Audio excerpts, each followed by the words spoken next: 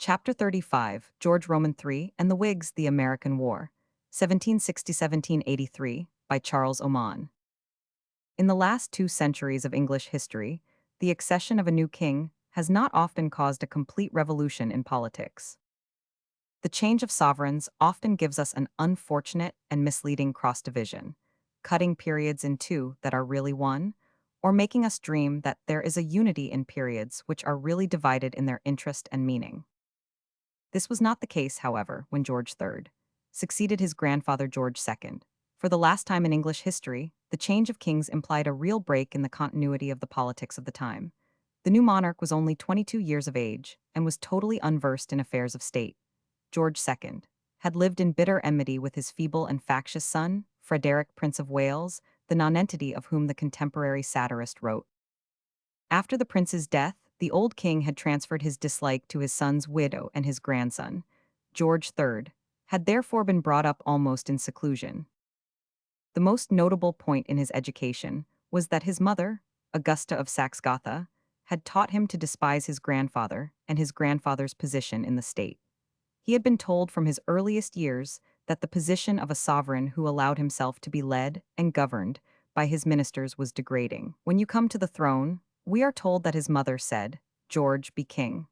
The idea had taken root, and the young prince had made up his mind that he should rule his ministers, not his PG 533 ministers him. That the cabinet should be responsible to the king as well as to parliament was the keystone of his theory. He would have the choice of his ministers lie in his own hands, not in those of the great Whig houses. George did not wish to rule unconstitutionally, to fly in the face of Parliament, or to govern without it, as the Stuarts had tried to do. He had indeed such a belief in his own good intentions that he thought that they must coincide with the nation's will, and there were circumstances which for some time bore him out in his view. George's main bent was to assert his individuality and take the chief share in the governance of the country. The other features of his character are easy to describe. His tastes were frugal, and his private life strictly virtuous, a thing which had not been known in an English king for more than a century. He was sincerely pious, though, as some critics observed, he was better at scenting out other persons' sins than his own. He had an enormous capacity for hard work, though no very great brain power to guide him through it. He had a great share of self-restraint and reticence, so that it was not easy to guess what plans he had in hand when he did not wish them to be known. Above all, he was terribly obstinate, with the obstinacy of a good-hearted man who feels he is in the right and believes that he will be doing wrong if he gives up his own opinion. Lastly, though he had no power of appreciating greatness of any kind, he called Shakespeare sad stuff, only one must not say so, and thought Pitt a bombastic old actor, yet he had great penetration in measuring littleness in others. This made him exceedingly fitted to cope with the average Whig statesman of his day. When George came to the throne, he was greeted with the usual popularity, which attends a new and untried sovereign. He showed himself affable and good-tempered, a model of decorum and respectability, and won all hearts by his English habits and prejudices. His grandfather and great-grandfather had been Germans in mind and language. George III took the first opportunity of declaring that he was English-born and bred, and that he gloried in the name of Britain. By so doing, he won all men's hearts. Thus, in the beginning of his struggle with the Whigs, he had the inestimable advantage of personal popularity with the nation. The king had, as we have already said, passed his youth in seclusion, with few friends and no organized band of retainers. He had to build up his own party if he wished to carry out his schemes. This he at once began to do. Descending into the arena of politics, he set to work to make himself a following, much as Newcastle or Walpole had done in a previous generation. But George, unlike those statesmen, had not to rely on bribery or borough-mongering alone. He could count on all the prestige and attraction which surrounds the crown to draw men into his net. Some of the king's friends, as his followers grew to be called, were politicians bought by pensions or titles, but many were honest supporters, who found their pleasure in displaying their loyalty to the crown. In especial, George won to himself from the first the very considerable remnants of the old Tory party. Jacobitism had now become such a thing of the past that the vast majority of the Tories were ready to accept with enthusiasm a king whose views exactly coincided with their own old doctrines. For George was a stout defender of the Church of England, in which his godless old grandfather had never professed any interest. He held the ancient Tory doctrine that the royal prerogative should be actively exercised in the affairs of the nation. Most important of all, he hated the Whig oligarchy, a fact which could not fail to recommend him to their long-oppressed rivals. Hence it came that the most prominent element among the king's friends was drawn from the Tory party. One condition was demanded of all who joined that body: implicit obedience to George's will, the will of a man of limited abilities and narrow mind. This fact sufficiently accounts for the result that the king's friends never included any men of marked talent. To obey George in all things would have been too trying for anyone of real genius or breadth of spirit. The king's first and most injudicious way of attempting to interfere in politics was worked out through the medium of Lord Bute. That nobleman was a Scottish peer of respectable character, moderate abilities, and a rather pedantic disposition. He had aided the Princess of Wales in giving George such instruction in statecraft as he had PG 535 received. Bute was almost absolutely unacquainted with Parliament or practical politics. Yet a few months after his accession, the king insisted that the Pitt Newcastle cabinet should take his old tutor into partnership. Bute was made one of the secretaries of state, and at once began to show a great independence of the nominal prime minister. He rebuked Newcastle for keeping the details of his political jobbing from the king, and for filling posts without consulting royalty. At the same time, he spoke strongly against the continuance of the war with France, and most particularly against the lavish subsidies with which the great war minister was maintaining our much-tried ally, the King of Prussia. The fact was that George had observed that the Whig ministry depended for its strength on the combination of Newcastle's corrupt influence over Parliament with Pitt's hold on the nation, secured by successful war. To end it, he wished to deprive the Duke of his patronage, and to close the war so as to make Pitt no longer indispensable. In this matter, the king's private designs clashed most unhappily with the interests of England, for Pitt's vigorous policy was still bearing the best of fruits. Ere King George had been a year upon the throne, Pitt could announce to him that Pondicherry, the last French fortress in India, Belle-Isle, a large island off the coast of Brittany, and Dominica, a rich West Indian island, had fallen into his hands. After these last disasters, the ministers of Louis Roman XV began to make overtures for peace, which Bute wished to accept, but Pitt withstood him, partly because he thought that England had yet more to gain, partly because he had secret knowledge that France was trying to create a diversion by stirring up Spain against us. Charles Roman III, the king of that country, was an old enemy of England, and had offered to renew with his cousin, Louis Roman XV, the family compact of 1733, the old pact of the Bourbon princes for the checking of English maritime supremacy. Having news of this transaction, Pitt advised instant war with Spain. But Bute opposed him, and when the king openly gave his support to his old tutor, Pitt was forced to resign the office which he had held for 5 years with such credit and distinction, October 5, 1761. The king received the great minister's resignation with joy, and PG 536 next set himself to get rid of Pitt's unworthy colleague, Newcastle. That old jobber clung to his place till May 1762, but, finding that the king was determined to strip him of his crown patronage and thwart him in his management of the House of Commons, he was finally forced to follow Pitt into retirement. Thus Bute became the chief minister of the realm. The king's favorite was to hold power for less than 2 years, but into that short space many important events were compressed. The war with Spain, which Pitt had declared to be imminent, broke out in 1762, and the French hoped for a moment that they might be saved by their new ally. But Spain's power proved to have declined so low that her interference made no difference to the fate of the war. The able generals and admirals whom Pitt had discovered and promoted made short work of the Spanish fleets and armies. Ere he had been a year at war with England, Charles III saw 2 of his greatest colonies fall into the hands of his enemy. Havana, the richest city of the West Indies, and Manila, the capital of the Philippine Islands in the Far East, were both in English hands by the end of 1762. In the same space of time, Admiral Rodney captured Martinique, St. Lucia, and all the rest of the French West Indies. Meanwhile, Ferdinand of Brunswick, with the Anglo-Hanoverian army in Germany, had maintained his old superiority over the French army of the Rhine. Stripped of her colonies, with her fleet entirely destroyed, her armies on the continent beaten back, and her exchequer completely drained dry, France was now compelled to sue for any terms that Bute and King George would grant her.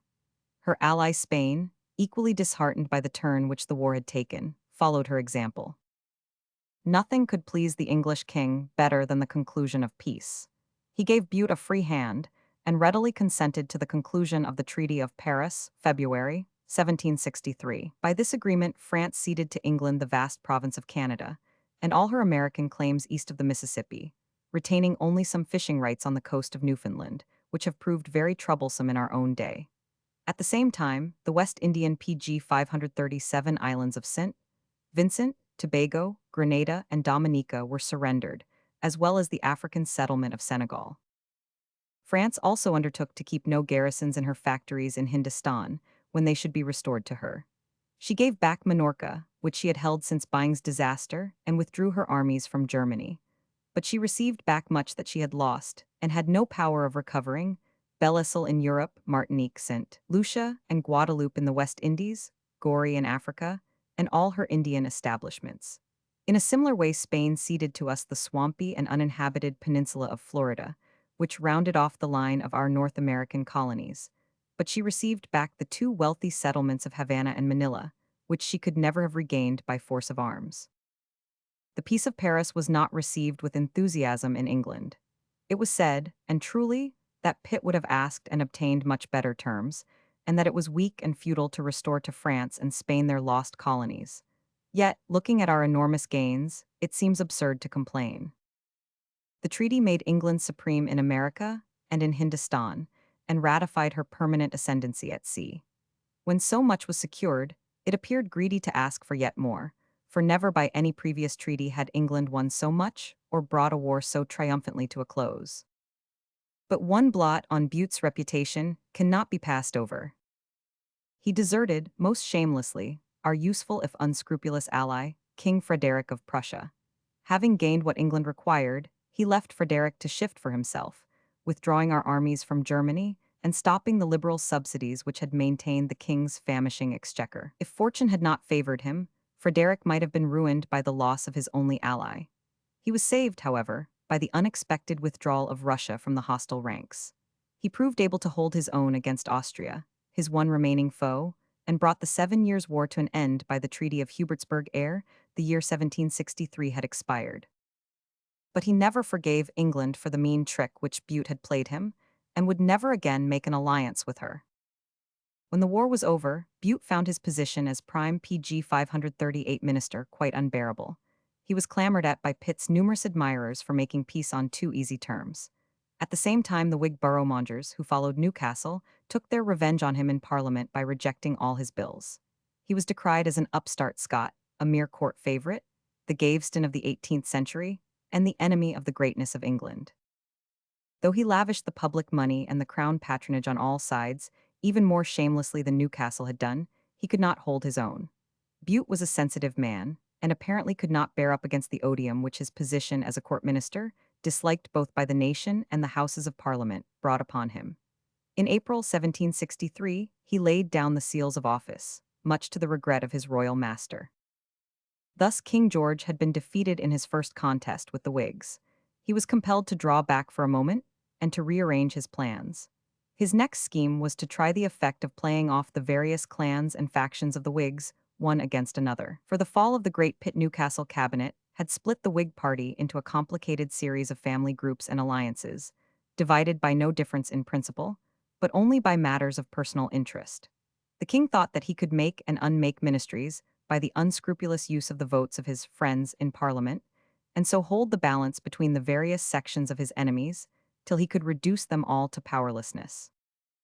To succeed the Earl of Bute, George made choice of the Whig leader whom he thought least objectionable, a narrow-minded statesman named George Grenville, who had hitherto shown himself fairly amenable to the royal influence. But the king had made a mistake.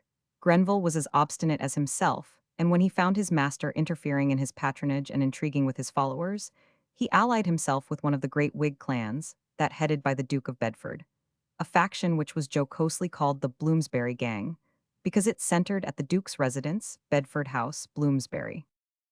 The Grenville-Bedford ministry only lasted 2 years, 1763-1765, PG 539, and was overthrown by another Whig alliance, whose principal leaders were the Duke of Grafton and the Marquis of Rockingham. But short though its tenure of office was, it left its mark on history.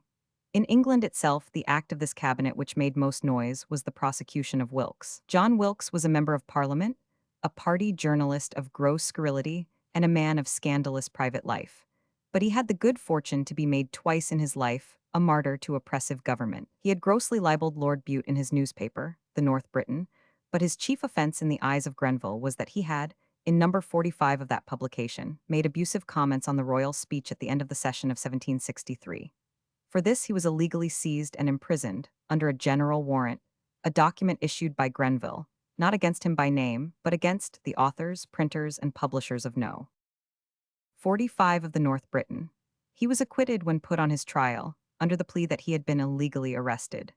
A general warrant is no warrant because it names no one, was the decision of Lord Mansfield, the Chief Justice, and so this dangerous and tyrannical form of arrest was declared illegal.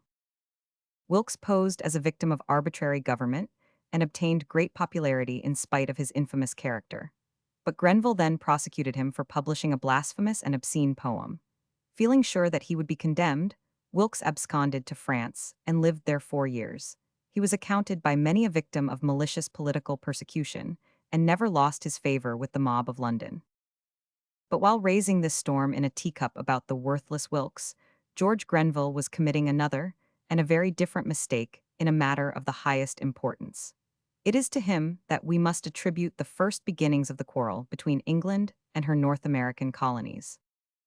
The 7 Years' War had left behind it a heavy burden of debt and taxation, and George Grenville, while searching around for new sources of revenue, was struck with the bright idea that he might tax the colonies. Accordingly, he brought forward in 1764, and passed in 1765, a bill which asserted the right of Parliament to lay imposts on our possessions overseas, and proceeded to prescribe that pg 540 certain stamp duties on legal documents were in future to be paid by our American colonies. The proceeds were to go to maintain the British troops quartered among them. The Stamp Act was bitterly resented by the inhabitants of America. It was the first circumstance that really taught the 13 colonies, which lay scattered along the coast from Massachusetts to Georgia, to combine in a common movement. Hitherto they had been without any formal bond of union between themselves. Legally, New York had no more to do with Virginia than in our own day Jamaica has with Tasmania. Each was administered as a separate unity, depending immediately on the English crown. Their origins and the character of their population were very different. The Puritan farmers and seamen of Massachusetts, the slave-owning planters of Virginia, the Anglo-Dutch of New York, and the Quakers of Pennsylvania had few sympathies in common. Hitherto they had been jealous of each other. Colony quarreled fiercely with colony, and the chief tie that had kept them together was the common dread which all felt, of the aggression of the enterprising French governors at Quebec. It was this fear of the French which had enabled William Pitt to induce them to join loyally in his great scheme for the conquest of Canada. Now that the restraining influence of their dread of France was removed, the colonies were no longer compelled to lean so closely on England. They were rapidly growing in population, wealth, and national spirit. It only required some common provocation to make them forget their petty local jealousies and turn fiercely to defend what they believed to be their rights. This provocation the pedantic George Grenville now proceeded to supply. Grenville had much to say on his side. It was quite fair that the colonies should pay something towards the expenses of the 7 Years' War, which had largely been incurred for their benefit. It was rational that they should be asked to maintain the troops still quartered in America for their protection.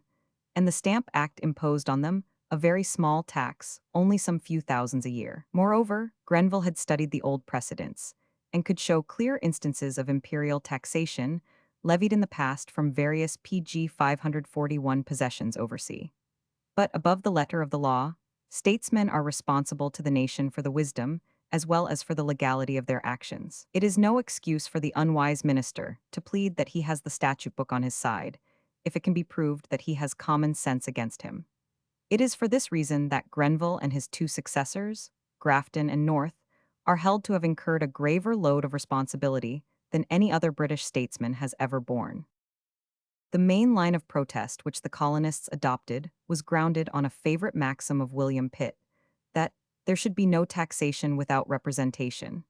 That is, that any persons taxed ought to be represented in Parliament and allowed a share in voting their own contributions. It was, of course, impossible in those days to ask that American representatives should appear in the House of Commons, an idea which the remoteness of their country and the slowness of communication with it rendered absurd.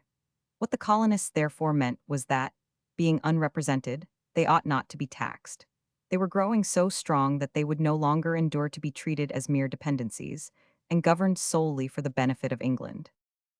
Serious trouble would have ensued if George Grenville had been able to persist in his schemes.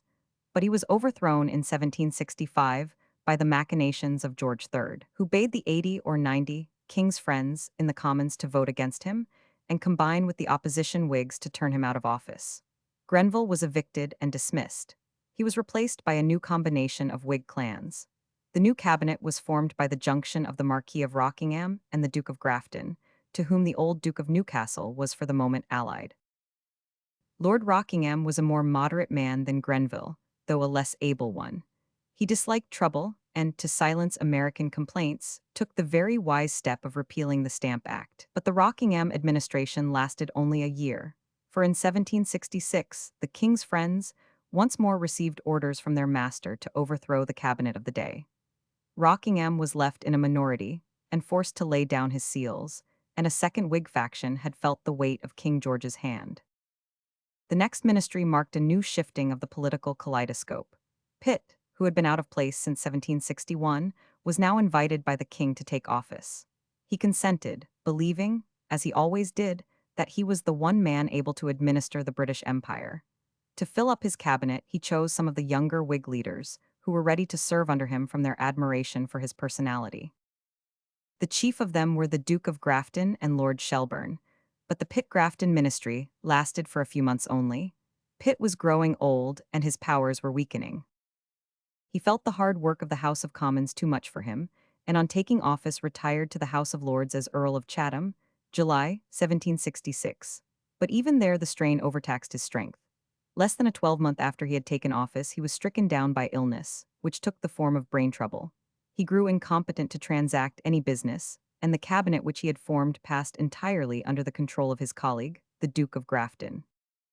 The ministry of the Duke of Grafton proved the most disastrous that England has ever known, with the single exception of that of Grafton's immediate successor, Lord North. It was this Whig administration that finally renewed the struggle with America, which had been suspended since the repeal of the Stamp Act. With the Duke's assent, Charles Townshend, the Chancellor of the Exchequer, brought in a bill for raising in America duties on tea, glass, paper, and painters' colors.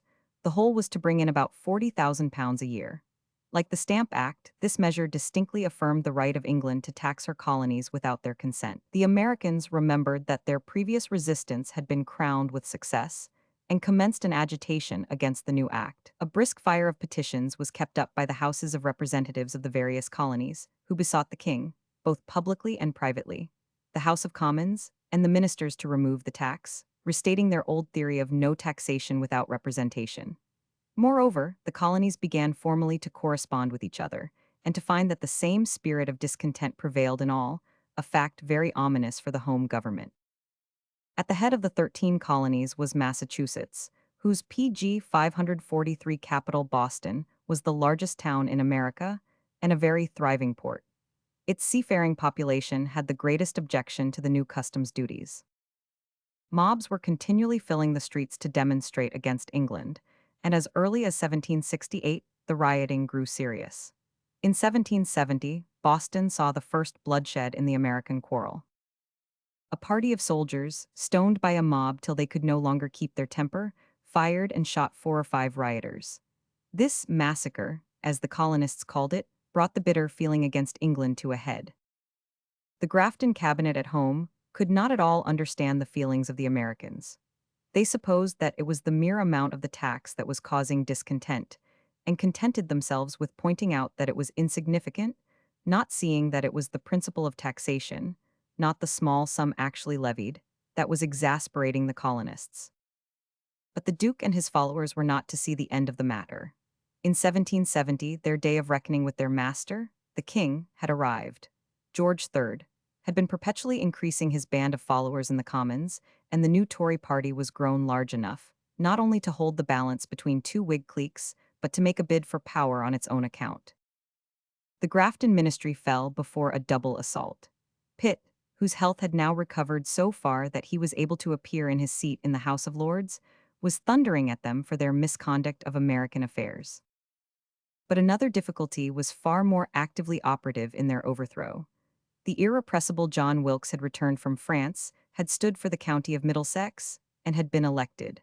The cabinet declared him ineligible on account of his old outlawry and made the House of Commons expel him. Nothing daunted, Wilkes appeared as a candidate again and was re-elected.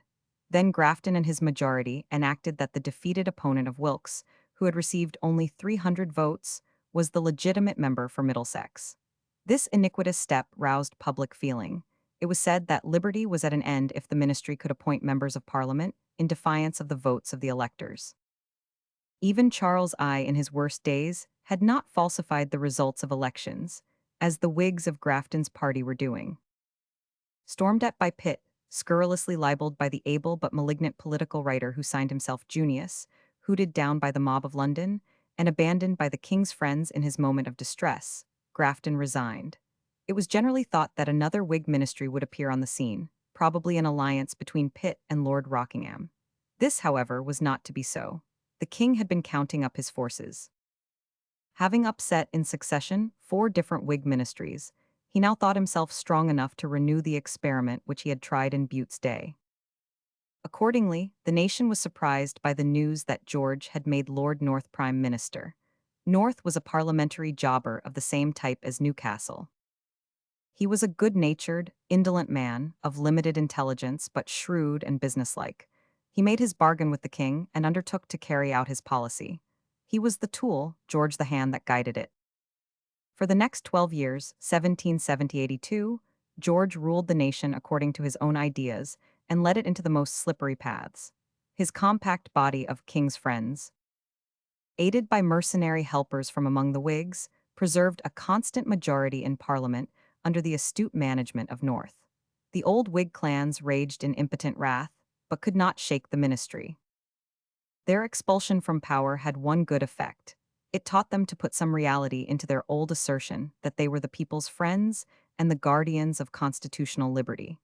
In their day of adversity, they began to advocate real reforms, though in 50 years of power they had executed none. The younger men among them, such as the eloquent Edmund Burke, began to stir the questions of constitutional reform which were to be brought into play later on, as the new principles of the Whig party.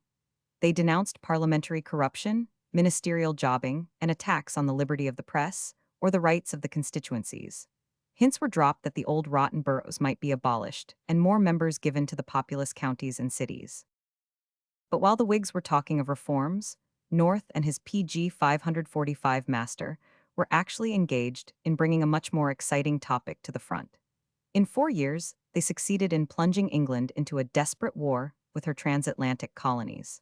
The new ministry was determined to persevere with the old scheme of the Grenville and Grafton cabinets for taxing America. North, under his master's orders, remitted the taxes on paper and glass, but insisted on retaining that on tea.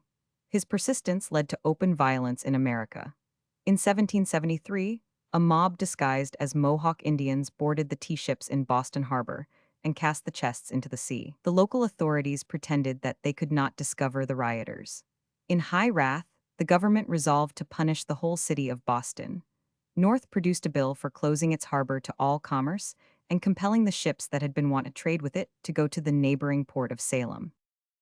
This unwise and arbitrary bill was followed by another yet more high-handed, which annulled the charter of the state of Massachusetts, depriving it of its House of Representatives, and making it a crown colony to be administered by government officials and judges sent out from England. This punishment far exceeded anything that the people of Boston had earned by their rioting, and made all the other colonies tremble for their own liberties. The Massachusetts Government Act was the last straw which broke down the patience of the Americans. The representative bodies of all the colonies passed votes of sympathy with the people of Boston and ordered a general fast. Soon after, they all resolved to send deputies to a General Congress at Philadelphia in order to concert common measures for their defense against arbitrary government. This body, which had no legal status in the eye of the law, proceeded to act as if it were the central authority in North America. It issued a Declaration of Rights, which set forth the points in which the liberties of the colonies were supposed to have been infringed. But it also took the strong step of declaring a kind of blockade against English commerce, by forbidding Americans to purchase any goods imported from the mother country. In view of this threatening aspect of affairs, Lord North PG 546 began to send over troops to America, foreseeing that a collision might occur at any moment. He was not wrong. While fruitless attempts were being made to pacify the offended colonists without giving in to their demands, actual war broke out. The House of Representatives of Massachusetts, when abolished by royal mandate, had migrated to Concord and resumed its sittings there. Seeing that this act of contumacy must lead to an attempt to dissolve it by force, it called out the local militia and began to collect munitions of war. General Gage, the governor of Boston, on hearing of this, sent out 800 men to seize and destroy these stores. This force was fired on by a small body of Massachusetts militia at Lexington, where the first blood shed in the war was spilt. After burning the stores, the British troops started to march back, but were set upon by the levies of the district, who kept up a running fight for several hours and drove the regulars into Boston with a loss of 200 men. APRA 1775. This skirmish proved the beginning of a general war. When the news spread, all the colonies sent their militia into the field, and the Congress at Philadelphia formally assumed supreme authority and named a commander-in-chief.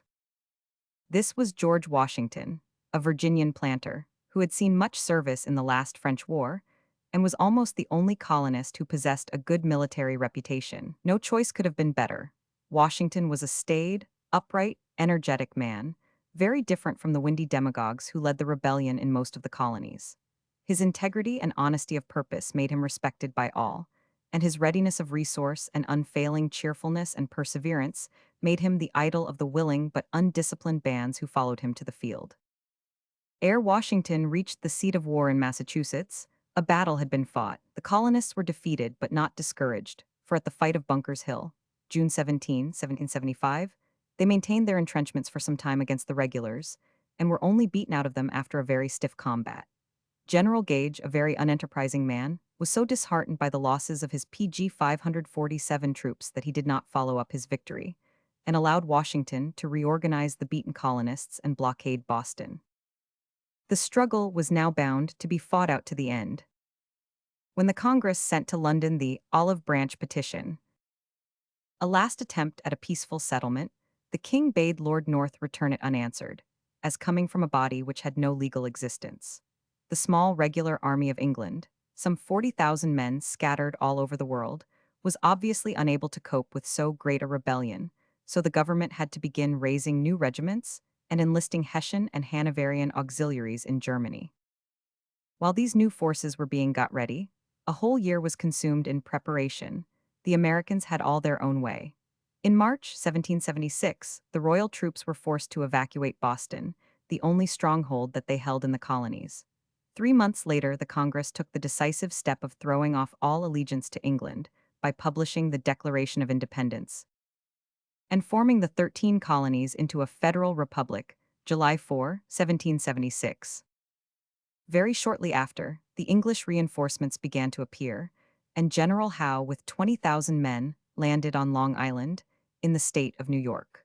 For a moment it appeared as if the rebellion would collapse before this formidable army. Howe beat Washington at the Battle of Brooklyn, August 1776. He retook New York and then landed on the mainland and overran New Jersey. The colonial army disbanded in utter dismay, and only 4,000 or 5,000 men kept together under Washington. But in the moment of victory, the English began to realize the difficulty of their task. The land was everywhere hostile, and could only be held down by garrisons scattered broadcast. But America was so vast that enough men could not be found to garrison every port and city. When Howe began to distribute his men in small bodies, Washington swept down upon these isolated regiments and destroyed them. The English general was forced to halt and to send home for yet further reinforcements. He was not denied them, for George III had set his heart on PG 548, teaching the rebellious colonists that he could not be defied with impunity. While Howe was sent fresh regiments and ordered to take Philadelphia, a new army of 8,000 men was dispatched to Canada under General Bergen and bidden to march by Lake Champlain and the Hudson River to attack the colonies in the rear. Meanwhile, a third force from New York was to ascend the Hudson and lend a helping hand to Bergen. Half of this plan only was executed. Howe won the Battle of Brandywine over Washington and took Philadelphia, but Bergen failed lamentably. The distance he had to cover was too great. After struggling with difficulty across the wilderness that divided Canada from the States, he found himself with a half-starved army at Saratoga. Here he was beset by all the militia of the New England states under General Gates. They outnumbered him by 2 to 1 and held strong positions in woods and hills which he could not force. The troops from New York failed to come to his aid, his retreat on Canada was cut off, and after hard fighting he laid down his arms, with 5,000 starving men, the remnant of his much-tried army, October 17, 1777. The news of the surrender at Saratoga flew all round the world and had the most disastrous consequences. Judging that England had at last involved herself in a fatal struggle, her old enemy France resolved to take her revenge for all that she had suffered in the 7 Years' War. The ministers of the young king, Louis XVI, thought that they might now win back Canada and India and shatter the commercial and colonial supremacy that Britain had gained by the Treaty of Paris. In December 1777, France recognized the independence of America. In February 1778, she declared war on England. Spain, bound as of old by the family compact of the Bourbons and eager to win back Minorca and Gibraltar, followed suit in the next year. Holland was added to our enemies in 1780. The interference of France profoundly modified the face of the war. Instead of a mere local struggle between England and her colonists, it became a general contention all over the world for the same prize that had been disputed in the 7 Years' War, the Empire of the Sea. But this time England had PG 549 not only to fight her old foes, but her own children. Moreover, she was deprived of the aid of Frederick of Prussia, the most useful of allies in the old contest, for, disgusted by the conduct of Bute and George III. In 1762, he refused to hear of any renewed alliance with England. Nothing could have been more difficult than the problem which England had now to face. With all her disposable army overseas in America, she found herself threatened by an invasion at home, and saw her possessions all over the world beset by France and Spain. Gibraltar and Minorca, the West Indies, and all our other outlying posts were held by garrisons of wholly inadequate strength. The fleet, which, owing to the continental character of the American struggle, had been hitherto neglected, was suddenly called upon to act as our main line of defense and proved too small for its task. King George was as obstinate and courageous as he was narrow-minded. With a firm resolution that was admirable but unwise, he stood forth to face the whole world in arms, without yielding an inch. It was in vain that the aged William Pitt, whom the news of foreign war called out from his retirement, came down to the House of Lords to speak for reconciliation with America at all costs. He urged that we must not fight our own kith and kin, but seek peace with them and turn all our forces against the foreign foe. After an impassioned harangue, he fainted in his seat in the House and was carried home to die May 11, 1778. The French commenced the war by sending supplies and money to America. Soon after, they dispatched a fleet and an army to the same quarter. This had a marked effect on the face of the war. The English lost, in 1778, all their strongholds in the colonies, except the island city of New York. But this reverse only led the king to try a new attack on the Americans. The southern states of Georgia and Carolina were known to be less zealous for the cause of American independence than the other colonies, and to contain many loyalists. It was resolved to transfer the English army to this quarter, 1779. Accordingly, Lord Cornwallis, an able and active officer, was PG 550 charged with the invasion of the South. For a time, the English carried all before them. They took Savannah and Charleston, and overran all Georgia and South Carolina. Many of the loyal colonists took arms in their favor, and it seemed that England would save at least a part of her ancient inheritance. The American government was much alarmed, and sent southward all its disposable troops, headed by Gates, the victor of Saratoga. But Cornwallis beat this large army at Camden, August 1780, and added North Carolina to his previous conquests. But with a mere 10,000 men scattered all over 3 vast states, he was unable to maintain any very firm hold on the country, and his flanks and rear were harassed by predatory bands of partisans, who slipped round to raise trouble behind him. He treated these guerrillas as brigands, and shot some of them when captured, a proceeding which served no end but to exasperate the Americans. Persevering in his ideas of conquest, Cornwallis in 1780 collected his army, and, leaving a very scanty garrison behind him, set out to invade Virginia. He beat the Americans at Guilford Courthouse, March 15, and chased Lafayette, a young French officer who was commanding the colonists in this quarter, into the interior of Virginia. But finding his army worn out with long marches and incessant fighting, he dropped down onto Yorktown, a seaport on the peninsula of the same name, to recruit himself with food and reinforcements from the English fleet, which had been ordered to meet him there. This march to Yorktown ended in a fearful disaster. Cornwallis found no ships to welcome him. A French squadron had intercepted Admiral Graves when he set out from New York. Outnumbered by 3-2, Graves retired after a slight engagement, and it was the Frenchman de Grasse who now appeared off Yorktown, to blockade instead of to succor the harassed English troops. At the same time, Washington, with a powerful American army, reinforced by 6,000 French, appeared on the land side and seized the neck which joins the York Peninsula to the Virginian mainland. Thus Cornwallis was caught in a trap between Washington's army and the fleet of de Grasse.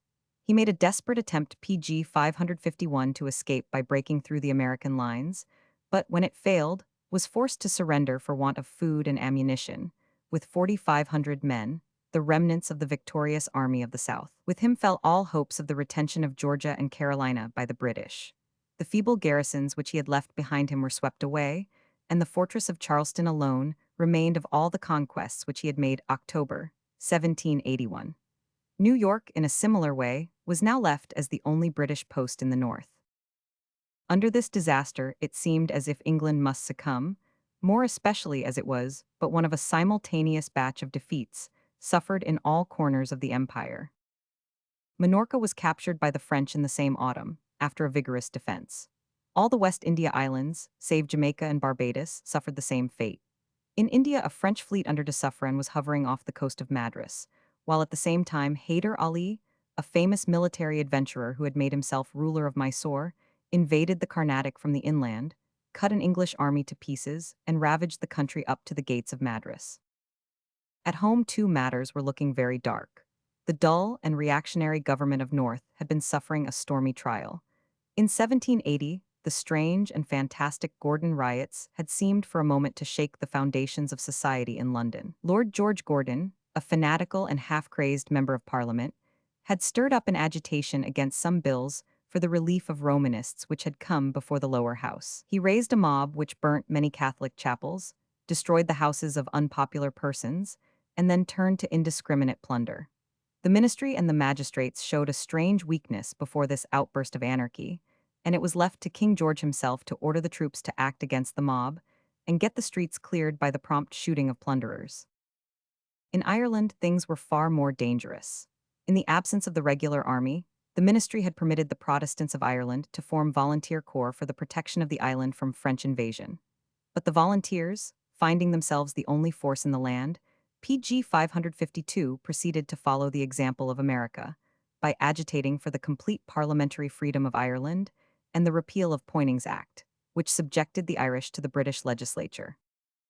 It was only their fear of their own Catholic countrymen which kept them from demanding separation, and all through 1781-80, to an open rebellion seemed possible at any moment. Nor had England a single soldier to spare to repress such a rising.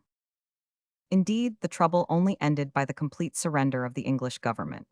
North's successors in May 1782 granted the Irish the home rule they demanded, and for 18 years, 1782-1800, the Irish legislature was completely independent of that of Great Britain. The general breakup of the British Empire seemed possible and even probable in 1782, but two great victories saved it. Admiral Rodney on Ypres met the French fleet in the West Indies and inflicted a crushing defeat on it off St. Lucia, capturing his opponent, de Grasse. This restored English maritime supremacy in America and led to the recovery of most of the lost West India Islands. A similar triumph in waters nearer home followed in the autumn of the same year. A great French and Spanish army and fleet had been besieging Gibraltar since 1779. It made its final attack in September 1782, bringing up vast floating batteries to compete with the artillery of the Rock.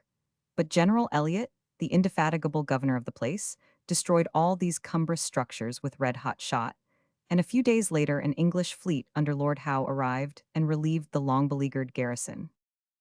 6 months before the relief of Gibraltar, Lord North, seeing all things round him in disaster, and sensible that the king's policy was no longer possible, laid down office. To his grief and humiliation, George III was forced to call his enemies the Whigs into power and to surrender the administration of affairs to them. A Whig cabinet under Lord Rockingham was formed, which immediately made overtures of peace to the United Colonies, conceding complete independence. The Americans were half bankrupt and wholly tired of the war. They accepted the terms with alacrity and, to the disgust of their French allies, made peace in April 1783. This left France and Spain committed to a war which was no longer going in their favor. England had reasserted her old maritime supremacy and seemed very far from crushed. But she was so disheartened that it was well known that she would make vast concessions to end the war. The Allies consented to treat and granted the new Whig ministry comparatively easy terms. England ceded Minorca and Florida to Spain and sent Lucia and Tobago, Senegal, and Goree to France, besides restoring the Indian factories of the French. So by the Treaty of Versailles, September 1783, ended the disastrous War of American Independence.